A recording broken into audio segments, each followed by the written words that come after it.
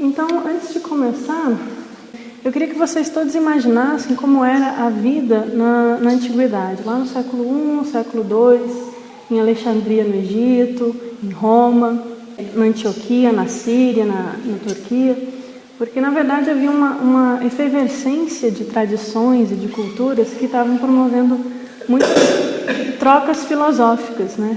Que não são apenas influências de um sobre o outro, mas diálogos e trocas que eram muito ricos, principalmente em Alexandria, que é onde vai surgir o neoplatonismo.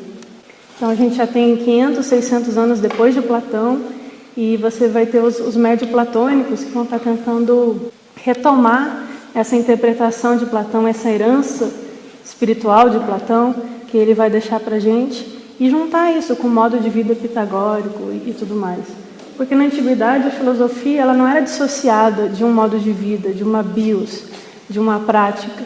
Então os pitagóricos eles tinham práticas de meditação, de vegetarianismo e outros tipos de... Até a roupa que eles usavam, né? Tinha que ser de linho, não podia ser de animais. E tudo isso vai ser muito, muito presente na filosofia no mundo antigo e a gente vai perder isso um pouco agora na nossa atualidade, que fica uma coisa muito intelectual, mental, e a gente perde essa conexão da filosofia com o nosso ser real, né? Então Plotino vai surgir ali, nesse rico ambiente de Alexandria, que você tinha o hermetismo lá do Corpus Hermético, de Hermes Trismegisto, você tinha resquícios da tradição judaica dos essênios, dos terapeutas no Egito, que vão falar também dessa prática de vida ascética, e também todo o neopitagorismo e o médio-platonismo, e eles vão efetuar essa troca. E a filosofia antiga, principalmente porque ela tem essa visão existencial e vivencial do filosofar, ela vai ser totalmente conectada com a teosofia, no sentido que a gente busca e que a gente estuda, pelo menos hoje em dia. Então não é à toa que um livro publicado em 1889, isso é 2 anos antes da morte de Blavatsky, A Chave para a Teosofia, ela vai ser um livro de perguntas e respostas para quem está entrando nesse mundo da teosofia, tentar entender o que é o pensamento teosófico e o que não é também.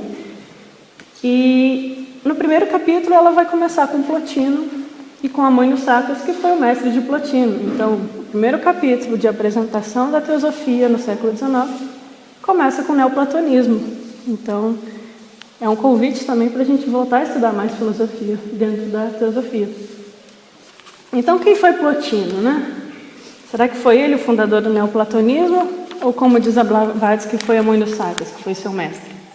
Então, vamos começar com Amânio Sacas. A primeira pergunta da Chave para a Teosofia vai ser: o que é teosofia, né? Qual a origem dessa palavra? E ela vai dizer: teosofia, né? Theos, sofia, é o amor à sabedoria, a sabedoria divina. E essa palavra foi usada por Amânio Sacas, lá no século II, em Alexandria, justamente porque Amânio Sacas, assim como Sócrates e Buda e Jesus, ele não vai deixar nada escrito, ele vai ser um mestre que vai tentar trazer essa teosofia, que é essa união das tradições, que é essa busca de comparação entre as tradições para buscar essa verdade que está por trás delas. Como se as religiões e as filosofias fossem só roupagens e vestes para uma verdade que é primeira e é imanente, está presente na gente e é transcendente também, né? Então, Amânio Sacas vai ser uma figura muito interessante, porque ele vai ser essa figura do mestre que ninguém sabe nada sobre ele, porque não tem biografia, do mestre que uniu essa diversidade cultural que existe em Alexandria. Alguns autores vão chamar Amânio Sacas de teodidactos, que é ensinado por Deus, né? Ele aprendeu sozinho, foi inspirado por Deus. E ele vai reunir em torno de si uma escola, que vai entrar Plotino. E nessa escola vai ter Orígenes, que é um cristão, vai ter pagãos, vai ter platônicos, e ele vai eliminar as divergências e as brigas religiosas e unir todo mundo na escola dele, porque está todo mundo buscando essa verdade. Por isso eles vão ser chamados de filaletes, os amantes da verdade. Então, essa vai ser o objetivo do neoplatonismo, que é reconciliar as religiões sobre um sistema de ética comum, baseado nas verdades eternas. Então, quando Plotino é um jovem, ele tem 28 anos, a alma dele está ansiosa, buscando aprender alguma coisa sobre a existência. Era uma era de muita angústia existencial, né? Eles não sabiam para onde ia a alma, que era verdade. E ele vai para Alexandria, ele nasce em Licópolis, que é mais no sul do Egito, e ele vai para Alexandria em busca de um professor de filosofia. E aí conta a biografia dele, que ele procurou, e não encontrava. Ele ia nos professores mais famosos de filosofia de Alexandria e achava tudo muito chato. E não respondia às questões internas da alma dele. Até que um amigo dele apresentou ele para Amânio Sacas, e aí Plotino teria dito: esse é o mestre que eu estava procurando, esse é o homem. E aí ele ficou lá em Alexandria durante 11 anos, aprendendo com Amânio Sacas. E é muito interessante a gente perceber essa diversidade teosófica que existia na origem do neoplatonismo, porque por mais que Plotino tenha filtrado tudo isso através de uma linguagem vinda de Platão, afinal Platão está no que o Rodinei chamou dessa linhagem espiritual, o fluxo da tradição, isso, o fluxo da tradição sabedoria. Então Platão estaria nesse fluxo da tradição sabedoria, e Plotino vai usar essa linguagem platônica que vai influenciar tantas outras tradições para transmitir essas verdades, né? Porque eles estão partindo de um pressuposto de que não há nenhuma religião superior à verdade, né? Então existe uma verdade que é além das nossas discussões no mundo, que são entendimentos parciais da realidade, né? Então Plotino vai passar 11 anos lá e, estimulado por seu mestre, Amônio, ele vai sair com o imperador Gordiano, que é um rei que vai estar fazendo uma expedição para a Pérsia, e o Plotino vai aproveitar a carona para ir para a Pérsia, porque ele está interessado em aprender as sabedorias da Pérsia e da Índia. Isso que é o que diz na sua biografia. Então a gente vê uma pessoa muito aberta, né, a buscar essa sabedoria, essa tradição sabedoria, essa Gupta Vidya, e aprender na Pérsia, na Índia, em Alexandria. Provavelmente ele também teve contato com os gnósticos, que estavam ali em Alexandria, que eram aquela tradição mais dos mistérios de Jesus. E aí, quando ele volta dessa expedição que falhou, porque mataram o imperador, ele volta e vai para Roma e cria sua escola. E a partir daí ele vai ensinar durante o resto da sua vida. E o que ele vai ensinar? Vamos chegar lá. Quando ele cria essa escola, ele só passa ensinamentos orais. E durante 10 anos, ele só ensina oralmente. Por que isso? Porque ele tinha feito um voto, isso é muito comum na antiguidade, fazer um voto de sigilo, um voto de segredo, que o mestre dele, Amônio Sacas, teria exigido de seus alunos que eles não divulgassem abertamente o que ele tinha ensinado lá em Alexandria. Então eles fazem esse voto de sigilo. E depois de 10 anos, um dos alunos do Amônio Sacas vai quebrar esse voto e vai começar a publicar as coisas que ele aprendeu com o mestre. E aí Plotino fala: vou ter que publicar também, né? Até para a informação não ficar parcial, né? E aí ele começa a escrever. E ele escreve durante muitos anos, 54 tratados, que é um calhamaço assim, bem grande, e tudo vai ser focado no que é essencial na filosofia que ele vai desenvolver, que é a união da alma com o seu estado mais divino e mais puro e superior, e como isso veio à existência, de onde veio essa unidade e por que nós estamos na multiplicidade. Então é muito bonito, porque ele vai dissociar um pouco, não que tenha um problema, mas para ele essa filosofia ela vai ser mais de cunho místico, né? Ela vai ser mais de um cunho espiritual, e ele vai inclusive retirar de Platão aquilo que ele achava que não era essencial. Então ele não vai falar muito na política, ele vai até desestimular os seus alunos a se meterem na vida política da época. Ele vai dizer: você perde tempo, isso aí, o mundo é mundo, vai continuar sendo mundo. Então vai ser uma coisa mais de prática. E Plotino era um místico, e no sentido de um asceta também. Ele vai ter um modo de vida vegetariano, ele vai se envolver com as pessoas, não vai ser aquele cara que se esconde na caverna, ele inclusive ajudava a criar as crianças dos reis, ele educava as pessoas, ele abria sua escola para gente de todo tipo frequentar, mas ele vai manter essa pureza de vida, essa ênfase na bondade, na justiça, na pureza, no vegetarianismo. Ele não vai se envolver muito com o mundo. Então, o que a gente vai buscar em Plotino é justamente o essencial dele. Eu vou colocar um esqueminha, que é bem simples, que é só as 3 realidades que ele vai falar. Inteligível e a alma. No mundo antigo, o tema do da unidade, vai ser uma das coisas mais importantes para toda a filosofia antiga, e inclusive nas religiões, a gente vai ver isso. No taoísmo, né, se a gente pegar o Tao Te Ching do Lao Tzu, ele vai falar, o grande Tao não pode ser dito, o Tao que pode ser dito não é o grande Tao. Então Plotino também vai falar, o que pode ser dito não é o a gente não pode nomear ele, a gente só chama de porque a gente não tem mais nada para conseguir falar sobre ele. Então a gente chama de só para didaticamente alguém poder pensar nele.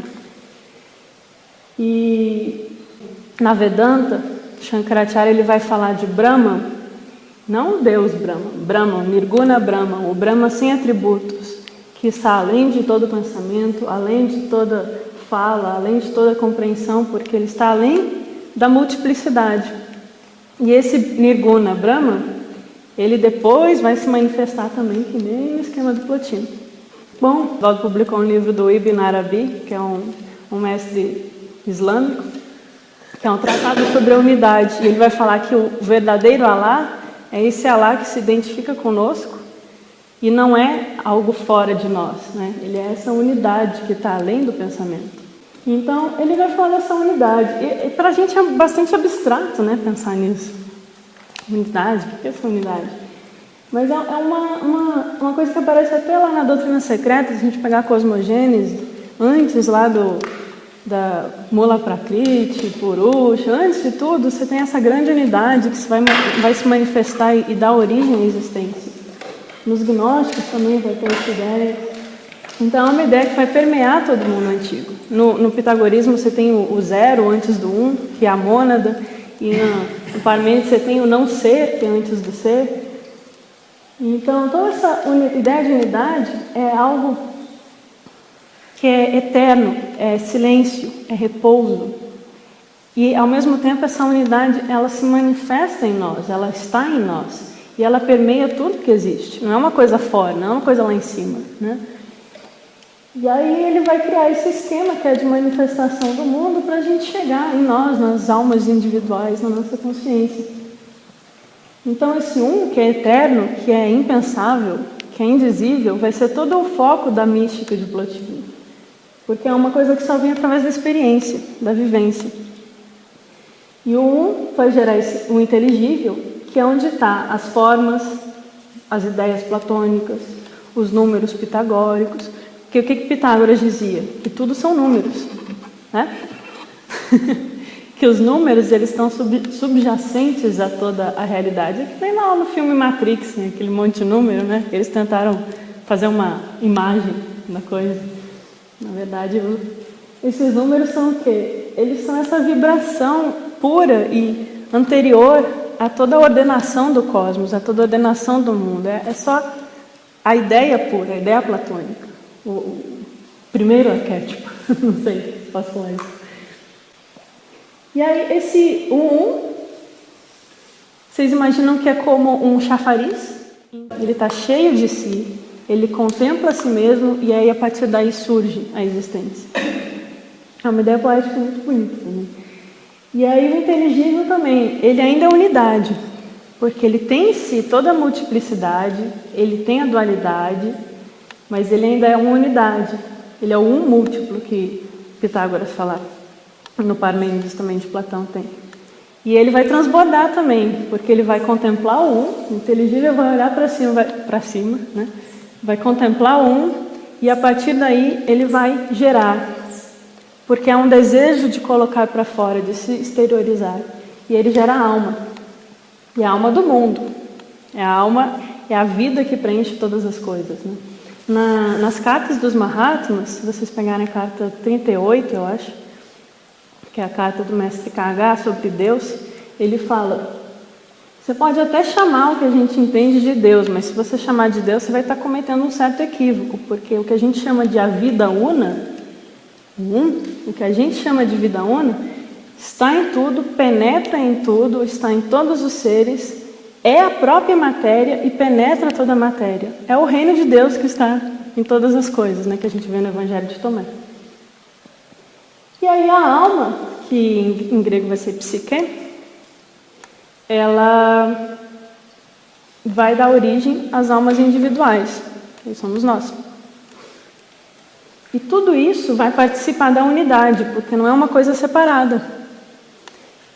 E quando ela, a partir daqui, tem um limite, aliás, nos gnósticos tem um limite bem claro.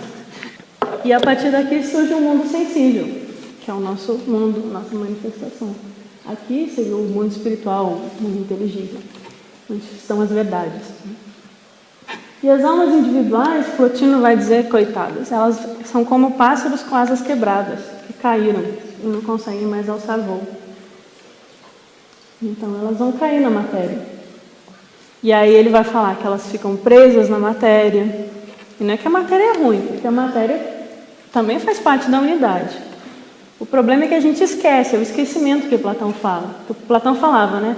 Você tem que relembrar, não é aprender.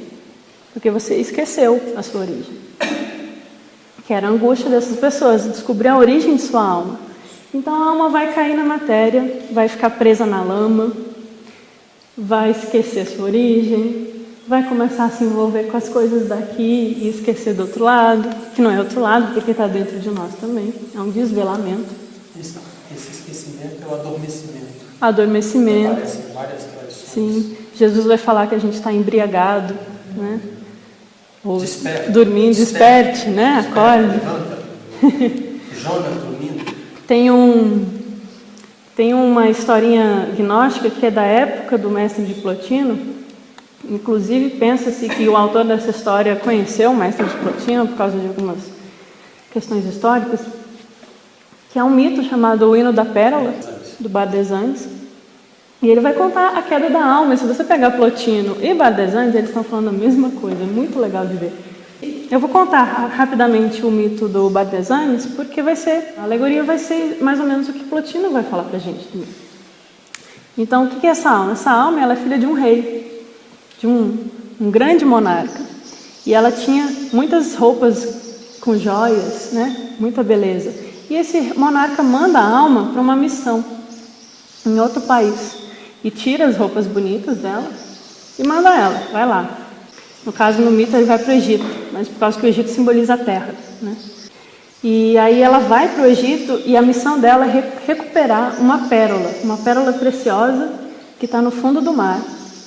Só que quando essa alma, esse príncipe, chega no Egito, ele começa a ver as pessoas, começa a ver as festas, as comidas, e começa a esquecer da missão dele. Então, ele começa a se vestir como os egípcios, né? Ele começa a comer a comida dos egípcios. E ele esquece da missão, esquece da pérola que o pai dele tinha mandado ele em missão. E aí, depois que ele já está bem esquecido, não está mais nem pensando nessa pérola, o pai dele, muito triste, sabendo o que aconteceu, manda um emissário com uma carta para lembrar ele da missão dele. Olha, lembra que você veio aqui com um propósito. E aí essa alma vai fazer todo o processo de tirar as vestes, de deixar de se alimentar com as coisas desse mundo, para mergulhar no oceano de si mesmo, recuperar essa pérola preciosa e voltar para a terra onde nasce a luz, que é no Oriente, que se diz que é a história, e recuperar as suas vestes de glória, as suas vestes de luz, as suas joias preciosas. E essa vai ser a jornada da alma. Plotino vai falar que a gente está na lama, que a gente está com as vestes da lama e que a gente tem que tirar essas roupas para poder retornar à nossa unidade primordial. Plotino vai falar, unir o divino que está em si com o divino do universo, que a gente esqueceu. essa temática vai ser justamente a temática da busca espiritual, né? Porque o que Plotino vai propor é um caminho de etapas. Então não é uma união que ocorre imediatamente. Assim. Tirei a roupa do mundo e pronto, me uni a um. Não é isso, é uma etapa, é um processo. E esse processo ele vai envolver práticas de vida, né? Práticas de consciência, de silêncio, de contemplação. Então ele vai falar, por exemplo, da importância da gente perceber a beleza, né? E aí ele vai, inclusive, em uma das Enéidas, ele vai contar que 3 tipos de pessoas, elas conseguem atingir o retorno ao ou o retorno ao Pai, que também é uma analogia usada.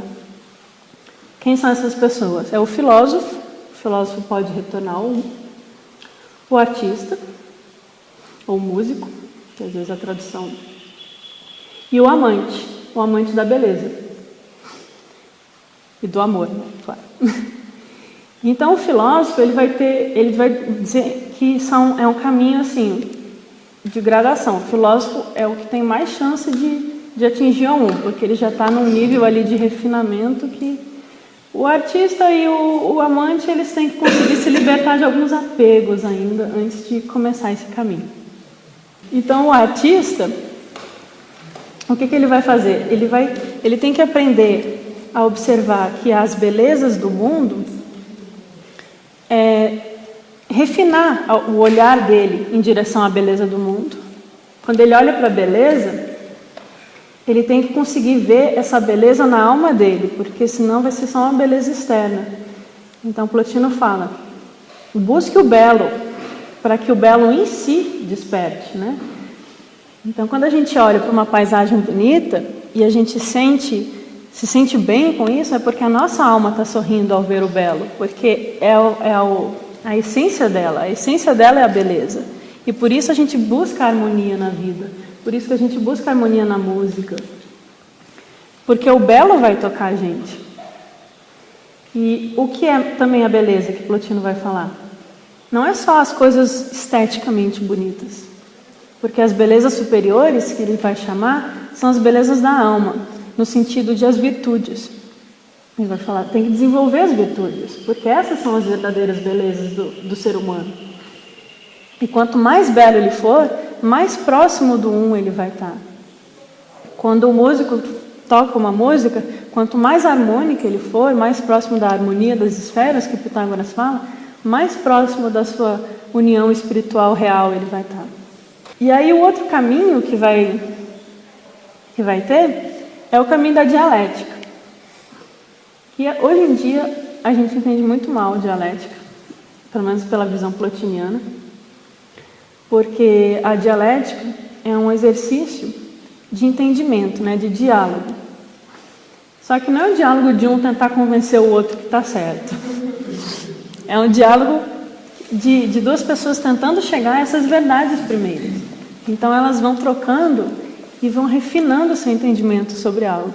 E quando esse entendimento vai refinando, ficando mais abstrato e mais sutil, ele vai ficando mais próximo das ideias do inteligível, das verdades universais, ou de como a gente quiser chamar.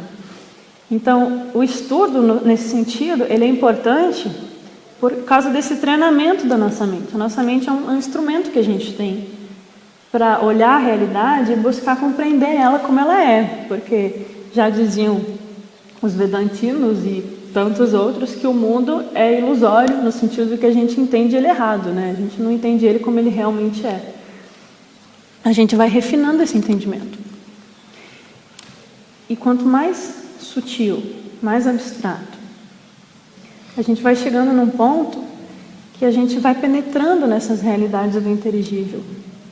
Só que para isso você tem que ter também muita meditação, e tem que ter muito silêncio, porque senão a mente vai querer se voltar para baixo de novo. A mente é teimosa, ela gosta de ir para as coisas fáceis, para as brigas de ego, para as argumentações mais baixas, assim. Porque esse processo de sutilizar do filósofo, do verdadeiro filósofo, é um exercício difícil. E aí qual é o ideal? A gente unir essa dialética, esse caminho de compreensão com a beleza e com o amor. E aí Plotino vai falar também do amante, que eu não comentei. O amante, a princípio, é uma alma infantil. Ela vai buscar o amor de uma pessoa de outro sexo, ela vai buscar o amor da festa, o amor na comida. Ela vai buscar esse tipo de amor grosseiro, né? Mas, na verdade, esse amor ele vai sendo sutilizado até ela perceber que o amor está na unidade. Porque a separatividade, é da separatividade que surge o desamor, né? Então é como na yoga, a gente tem a Dhyana Yoga, seria o caminho da dialética, né? Que é pela reflexão filosófica, e você tem a Bhakti Yoga, que é a yoga da devoção, do amor. E esse vai ser o caminho de ascensão em Plotino. A gente tem essas ferramentas, essas possibilidades. E, novamente, não se trata de olhar o mundo com desprezo ou de não perceber, de negar o mundo, né? Mas da nossa percepção a respeito do mundo, dos nossos apegos a respeito do mundo e desse olhar diferente, desse olhar que vê a unidade nas coisas. E aí Plotino ele vai falar que a alma, quando ela gera as almas individuais, ela se divide. Então a gente tem uma alma dividida. Em algumas tradições ela é tripartida, né? Mas eu vou falar de uma bipartida. Só para simplificar, eu vou falar da bipartida, porque ele vai falar da alma racional. Racional no sentido real, o real e o irreal, o ilusório e o não ilusório, e da alma irracional. Isso vai, por exemplo, nos gnósticos, eles vão falar do poder de luz presente na alma e vão falar do falso espírito. O falso espírito é tudo aquilo que está na gente que tenta nos induzir ao erro, ao vício, ao defeito, à negatividade, ao egoísmo, etc. Nutrir os nossos vícios, né? Enquanto o poder de luz quer fazer que a gente retorne para a nossa origem, para o nosso Pai. Então, quando a alma se divide e cai, e vem essa alma irracional que olha para o mundo e olha para baixo, é um esforço que a gente vai ter que fazer. De tirar essa sujeira. No budismo eles falam, tirar o pó do espelho. O espelho está todo sujo. E você tira o pó e aí o espelho pode voltar a refletir a luz, que é a luz do Um. Então vai ser esse esforço que a alma vai fazendo no caminho de ascensão. E esse caminho de ascensão de Plotino, ele vai ser dividido. Primeiro a gente sobe até o nível da alma. A nossa alma sobe em si mesma, né? Até o nível da alma. A alma do mundo. E aí, estando lá, ela já tem maior clareza sobre as coisas. Mas ainda tem mais um caminho pela frente. Ela tem que ir da alma do mundo ao inteligível. E isso vai também através da dialética, do amor, da beleza e da contemplação, do silêncio. Porque quando a gente silencia, a gente permite que os pensamentos que antes estavam focados na lista de supermercado, na briga com fulano, a gente tira esse foco da mente e deixa que ela seja só o que ela é. Que no budismo eles chamam a mente de pura luz, de clara luz. Esse caminho ascensional ele vai ser muito semelhante a outras divisões de caminhos em outras tradições. Então, por exemplo, no budismo, a gente vai ter os arhats, os bodhisattvas e o Buda. Eu não vou ficar falando de budismo nem nada, mas é porque, como eu comecei falando, o neoplatonismo é teosofia e teosofia abarca essa busca pelas verdades. Então, o que o budismo vai falar?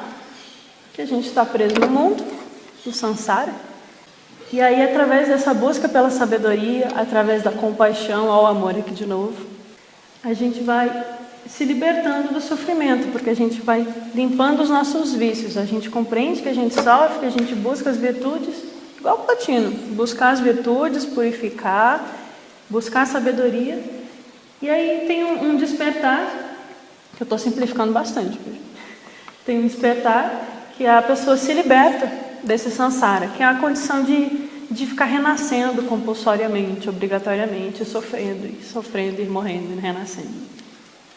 E ele chegou na condição de Arhat, isso no budismo mahayana.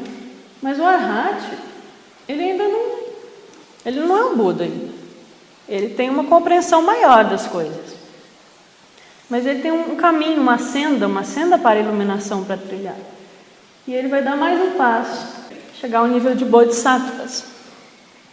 E aí os Bodhisattvas vão terminar esse caminho até chegar a um Buddhada. Por que a gente fala que é o Nirvana? É a cessação, né? Nir, ó, o não, o Vana, né? Que eu não lembro a tradução de Avarana, a cessação de Avarana. Sim, a Varana é os movimentos, né? Da mente. São as obstruções. Pronto, perfeito. Temos um linguista entre nós.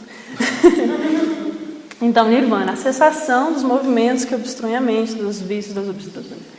Cessação, o que é? O não tem movimento, é repouso, não tem multiplicidade, ele é unidade. Então, acho que a gente pode estabelecer um paralelo, já que a gente está na teosofia, no âmbito da teosofia. E aí eu vou um pouco mais além, vou ser um pouco ousado. Atma Buddhimanas. Bom, para quem conhece já a linguagem teosófica, a gente sabe que alguns livros criaram, Blavatsky, deu didaticamente, essa divisão setenária do homem, né? E eles chamam de o ternário superior e o quaternário inferior, né? Então, embaixo a gente tem o corpo físico, que é um instrumento muito útil para a gente estar aqui. A gente tem o corpo etérico, que é o Chi, da acupuntura, é a parte energética, a vitalidade, o prana, na Índia. O corpo astral, que tem a ver também com as emoções, com tudo aquilo que a gente gera no nosso pensamento, as vibrações. E aí, até fazendo um parênteses, o corpo astral está no quaternário inferior. Lá na Voz do Silêncio, a Blavatsky vai falar, não busque teus mestres no astral. Astral é a região inferior. Isso aqui são palavras sânscritas, né? E manas não é uma tradução muito boa, porque em sânscrito a gente tem manas, chitta, vijnana, que tudo tem a ver com a consciência e com a mente, né? Mas a gente deixa porque o pessoal está acostumado. E tem mana superior e inferior. É uma tradução, mas a gente fica pela ideia, né? E o que é mana superior e manas inferior? A alma racional, a alma irracional de Platino. E o que é manas inferior? Vai ser todo o nosso mundo conceitual. Nosso intelecto, nossos conceitos, o que a gente aprende, a informação que a gente acumula. É aquela coisa que fica aqui no cérebro, né? Aquele monte de argumentos cerebrais. E mana superior vai ser essa visão clara, porque é a visão da alma do mundo, é a visão de luz, é a visão do inteligível. Ela já saiu do plano sensível, ela já ascendeu ao inteligível, ela já pode olhar para o ela já pode vislumbrar a ideia de e viver ela dentro dela mesma. E vai ser essa mudança, essa chave, que vai causar a nossa transformação interna na busca espiritual. A gente deixar de se deixar dominar pelos nossos vícios, pelos nossos apegos, pelos nossos conceitos, para buscar essas verdades imanentes, essas verdades divinas que estão em nós e levam a esse despertar. E aí o despertar também vai ser, que nem lá no budismo e que nem no Platino, gradual. Porque primeiro você chega a um nível de mana superior. E aí você atinge o nível de Buddha. E aí você chega no Atma. E o Atma, que nem lá na Vedanta, que a gente falou do Brahman, que é o um sem segundo, esse indizível Brahman. O que o Brahma vai falar, a Vedanta vai falar? Que existe um Atma, que é a centelha de Brahma que está em todos nós. E esse Atma é a verdade de Brahma, é a unidade de Brahma. E na teosofia vai ser isso também. O é o Atma em nós. E aí a gente faz esse caminho de retorno. Em 1890, a Blavatsky, depois de ter escrito toda a doutrina secreta, Voz do Silêncio, todas essas obras que a gente conhece, ela criou um grupo esotérico. E ela cria esse grupo esotérico de 12 membros, o grupo interno. E para esse grupo ela dá instruções sobre o caminho ocultista, no sentido da busca da alma, daquele que busca entrar na corrente, de se tornar um discípulo desses mestres, ou encontrar essas verdades. E a Blavatsky vai falar nessas instruções reservadas que hoje a gente tem acesso porque uma pessoa anotou as reuniões, ela vai falar que isso aqui, essa mudança de manas inferior para mana superior, é uma chave. É uma chave de transformação, que nem no budismo é o portal mais difícil que a alma tem que transcender, ultrapassar, para se tornar um arhati. É aquela mudança interna que a gente faz que é a mais difícil, a última prova das provas superiores, antes de começar as provas superiores. E a Blavatsky vai falar nessas instruções esotéricas que quando a gente consegue purificar o nosso conceitual e se libertar desses pensamentos que nos dominam, a gente faz com que essa mente voltada para o mundo, voltada para baixo, ela consiga ir para cima. E ela se une à mente de clara luz, à mente intuitiva, à mente da sabedoria do nosso coração. E aí eu vou voltar para a Plotina, ela vai dizer que o quaternário inferior vai subir e se transformar assim, ó, vai ficar um quaternário superior e um ternário inferior. E isso aqui, a gente volta para Pitágoras, porque Pitágoras vai falar da tetractis. O que é tetractis pitagórica? É a transformação da alma, a libertação da alma dessa ignorância do mundo, desse obscurecimento, em direção às realidades inteligíveis. E esse vai ser o caminho proposto por Plotino. E aí a gente chega no final do caminho dele, voltando para Plotino. O que é o mais difícil aqui? A gente chegou na alma, se esforçou mais, se desvelou, tirou os véus de ignorância, chegou no inteligível. E no inteligível já há o que filosoficamente a gente chama da multiplicidade, né? Então é possível conhecer as coisas, mas no um não é possível conhecer o um. Porque quando você fala em conhecer, você pressupõe algo que é conhecido e alguém que conhece. E não tem isso no nível da unidade. Só tem a unidade. Tem um místico medieval, acho que é Mestre Eckhart que fala isso, que ele tem uma historinha que ele está andando pelo bosque e aí chega, está louvando ou orando, alguma coisa assim, chega um viajante e pergunta para ele, para quem você está orando? E aí ele fala, não sei. Se eu soubesse, eu não ia precisar estar orando para ele, porque eu já estaria unido a ele. Porque quando você conhece, você se une. Essa é a questão da união, é você conhecer. Por isso que os gnósticos falam de gnosis, né? É um conhecimento que desperta do coração. Plotino vai falar que quando a alma chega no nível do inteligível, é preciso cessar os pensamentos. Que nem os pensamentos mais puros e elevados vão te tornar possível se unir, conhecer um, penetrar na unidade. É preciso cessar. E por isso que ele vai enfatizar tanto o silêncio e a contemplação. Que é esse silêncio que vai permitir que esse divino em nós se una ao divino no universo, né? Então eu trouxe umas passagens do Plotino. Então eu peguei várias Enedas, esses numerozinhos aqui é 5.2, a Eneda 5.2, né? Se vocês quiserem buscar depois para ler elas. Está sem a referência completa, mas dá para ter uma ideia de onde está. Então vamos ler junto rapidinho, se algum de vocês quiser comentar ou fazer uma reflexão. O um é todas as coisas e não é nenhuma delas. Ele é o princípio de todas as coisas. E, se não é nenhuma delas, no entanto, é todas as coisas de um modo transcendente, pois, de certo modo, elas estão no uno. Plotino vai falar, inclusive, que a alma, a nossa alma humana, digamos assim, é o que mais se aproxima da unidade. De tudo que existe no mundo, nós somos os que estamos mais próximos da unidade. Por isso que a gente tem essa chance também de poder retornar a ela. Eu também falo que toda a natureza está em contemplação, todos os animais, as plantas, elas estão voltadas para contemplar o Uno, porque é a vida delas. O Uno transbordou e sua superabundância produziu algo dele mesmo. O que foi produzido voltou-se de novo para sua origem, e contemplando-a e sendo por ela preenchido, tornou-se inteligência. Ele está falando aqui da geração do inteligível, né? Ele transborda por superabundância. E ele não diminui quando ele transborda, ele continua sendo abundante, completo. E aí surge o inteligível, a inteligência. Algumas traduções se chamam de intelecto também, mas é nesse sentido superior. Aqueles que querem retornar à sua origem, isto é, ao Uno, devem considerar duas coisas. Primeiro, o quanto as coisas que a alma agora aprecia são desprovidas de valor. A segunda coisa que devem considerar é a origem e a dignidade da alma. Então, ele está tentando nos lembrar sobre a nossa origem e fazer a gente perceber que a gente acaba dando valor e apreciando coisas que não têm um valor intrínseco em si, né?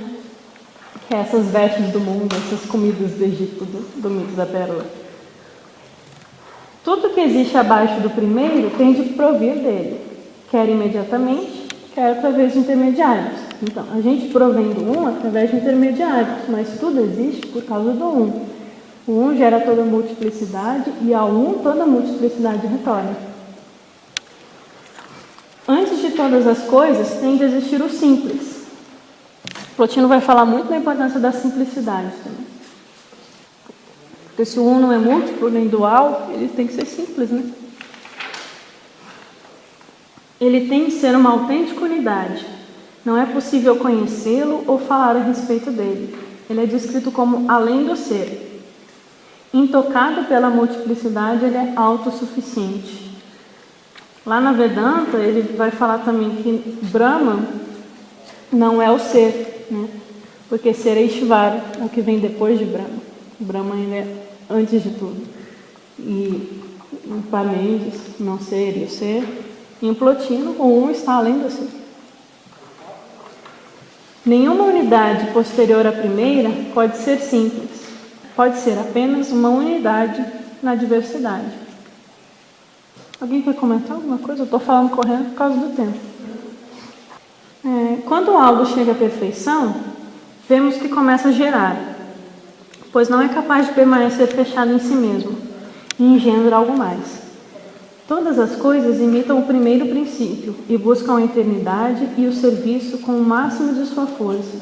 Em Platão a gente vai ter: o infinito não pode ser conhecido pelo finito. Todas as coisas buscam esse retorno ao infinito. Plotino vai falar também que a libertação da mente de consciência finita, ele vai falar da liberação da mente de consciência finita, tornando-se una e identificada com o infinito. Isso é uma ideia platônica. E aí ele pergunta, né? Porque os alunos dele deviam estar perguntando, tá, tudo isso é muito bonito, mas como é que a gente faz isso? Então, qual o método que nos conduz aonde devemos ir? Isso é, ao bem, ao primeiro princípio, ao belo, né? Há duas etapas no caminho, para todos os que se elevam. A primeira parte das regiões inferiores. Até a alma. A segunda é para os que já chegaram ao inteligível, né? As etapas. Então, os que já estão no inteligível vão para outra etapa. Para os que, de certo modo, já colocaram seus pés ali, mas ainda devem trabalhar até ter alcançado o limite superior. Na linguagem esotérica, isso vai ser o que a gente chama das iniciações. Quanto às belezas mais elevadas, que não podem ser percebidas pelos sentidos, mas que são vistas pela alma, e a respeito das quais ela se pronuncia sem o auxílio dos órgãos dos sentidos, para contemplá-las, temos de nos elevar ainda mais, abandonando os sentidos de baixo. Ele está descrevendo uma prática meditativa. Lá até no Novo Testamento. Entra em teu quarto, fecha tuas portas, e aí ora ao teu Pai que está em segredo. Né? O que são as portas? As portas dos sentidos, que nos permitem ter contato com esse mundo sensível. Mas o que está real é o que está no oculto, no segredo, na caverna do nosso coração. E esse vai ser um método de Plotino. Então, todo mundo precisa pensar em praticar meditação também.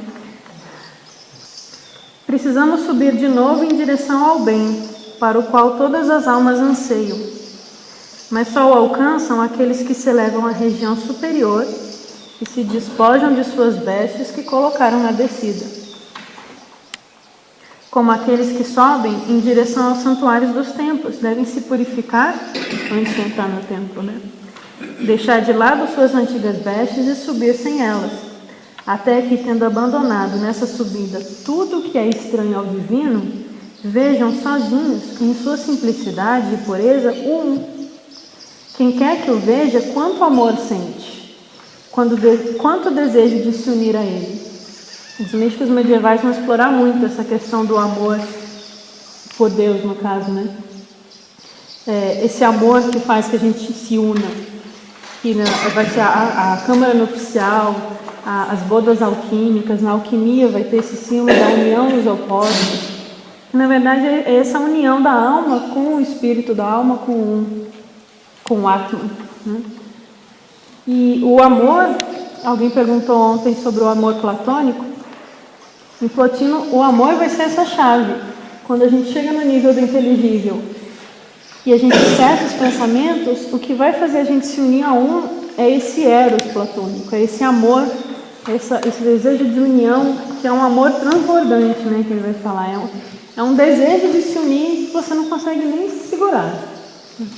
E isso de fechar os sentidos também, se algum de vocês já tiver pratica meditação, às vezes acontece da gente, vocês podem perceber isso em alguma prática, da gente, parece que os sentidos se abaixam, né? Eles ficam calmos, a respiração acalma, de repente a gente nem ouve mais o que está em volta, você está ali totalmente centrado no seu ser, no que você é, no seu divino, na sua centelha de Buda. Estou misturando tudo aqui, né? Bom. Parece teosofista. Teosofista, né? Quem quer encontrar o belo deve renunciar aos reinos e à dominação da terra, uma vez que só abandonando e desprezando essas coisas é possível voltar-se para ele e vê-lo. Interessante isso na renúncia, né? Que Sofia, Jesus insiste aos discípulos que o primeiro passo é a renúncia à vida mundana. Novamente, não que a matéria seja ruim, mas para que a sua mente se volte somente para essa senda, né? Para a entrada na senda dos mistérios. Que na Voz do Silêncio, a renúncia também vai ser lá no terceiro livro da Voz do Silêncio, vocês podem pegar depois para ver, tem os 7 portais, que são as 7 virtudes, né? Que têm que ser desenvolvidas pelo caminhante. E o 4º portal é o portal da renúncia. E ele fala, depois que você atravessa o 4º portal, aí você não pode mais, você não cai mais. Mas antes de você chegar nele, você pode cair. E qual que é o 4º portal? É essa chavezinha aqui, que o Blavatsky vai falar que é o mistério da iniciação, né? É a renúncia. No budismo ele vai falar, os mestres budistas vão falar muito da importância da renúncia, do desapego, né? O Plotino também vai falar disso, afinal ele não é um teosofista, um discípulo de Amonisacas. Fujamos então para a nossa pátria querida. Nossa pátria é o lugar de onde viemos e nosso Pai está lá. Achei bem gnóstico essa linguagem. Se vocês pegarem os apócrifos, vocês vão encontrar essa imagem do Pai e da pátria. Volta o teu olhar para ti mesmo. Ele vai falar de novo de meditação. A conversa da pátria é uma citação até da Odisseia, né? Tem. Ulisses está voltando. Exatamente. Eu estava inclusive falando com o Bruno sobre isso hoje cedo. A Ilíada e a Odisseia, né, que se lê tanto como literatura, são também mitos, né? Mitos no sentido de símbolos que despertam aqueles que têm olhos para ver, né? Quem tem olhos para ver que veja, porque o símbolo ele está ali para ser relacionado, né, com realidades internas. Então o Odisseu, quando ele passa por todas aquelas viagens, todas aquelas provas para voltar para a pátria dele, fala desse fim aqui, né? Muito bom. É um muito. A volta lá, o filho pródigo.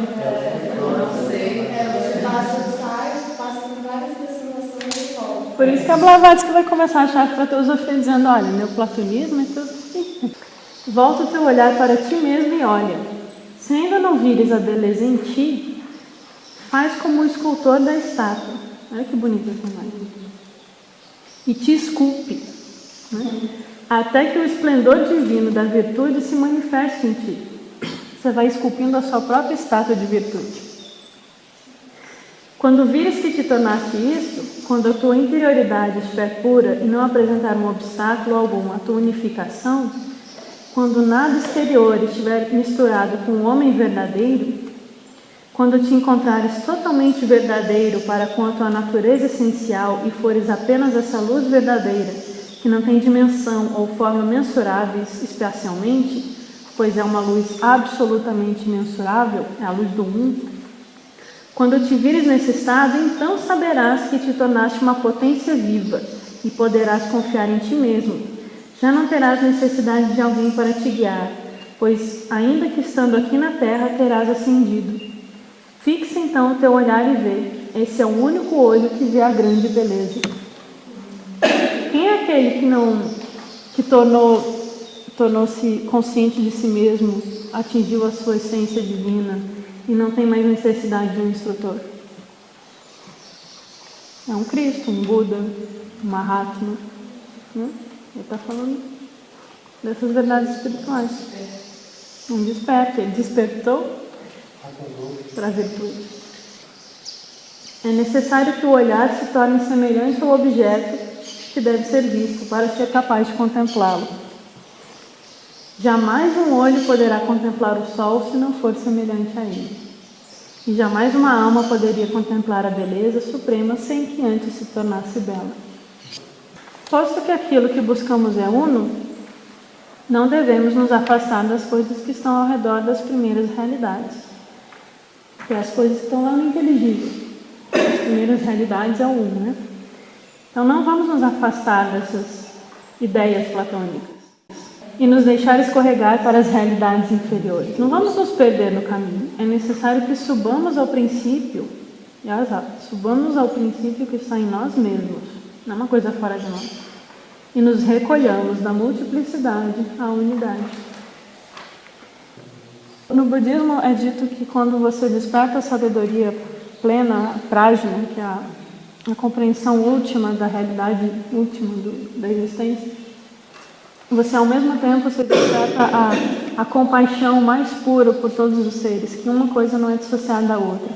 A sabedoria última e a plena compaixão são duas coisas unas. Por quê? Porque quando você percebe que tudo é unidade, não faz o menor sentido você não imediatamente passar a ter compaixão, porque o outro não é mais outro, o outro é você. Então esse é um jogo que o budismo vai fazer também muito bem, dessa união entre todos os seres. A compreensão do uno não pode se dar nem pelo raciocínio, nem pela percepção intelectual, como ocorre com outros objetos do pensamento, mas por uma presença que é superior a qualquer raciocínio. Cada vez que a alma tem o conhecimento racional de alguma coisa, ela se afasta de sua própria unidade e deixa de ser simples. O conhecimento racional está ligado às coisas e, portanto, à multiplicidade. É necessário ir além e não sair da própria unidade. Porque o pensamento é linguagem. A linguagem tem a ver com o mundo, o modo que a gente fala tem a ver com o mundo que a gente existe, com os conceitos. Então, cada vez que a gente tem um pensamento racional, a gente já saiu da unidade e já está usando a multiplicidade. Então, a gente já se afastou da nossa essência. Só que isso aqui tem um probleminha, né? Muita gente pode usar mal. Plotino não está falando de uma infrarracionalidade, né? Não é você, então não preciso pensar, então não vou mais estudar, não vou mais refletir, vou só ficar curtindo isso. Não é assim. Porque ele está falando de algo que vai além do racional. Você é suprarracional, você transcende o racional. Você não está subjugando a sua mente, né? Você está indo além dela. Então eu também não estou dizendo que as pessoas simples, que não têm uma mente treinada, não são capazes de atingir a iluminação. E nem que os acadêmicos sabem tudo, vão só por pensar muito bem, vão chegar nesse ponto, né? Exatamente, tem que ter o amor.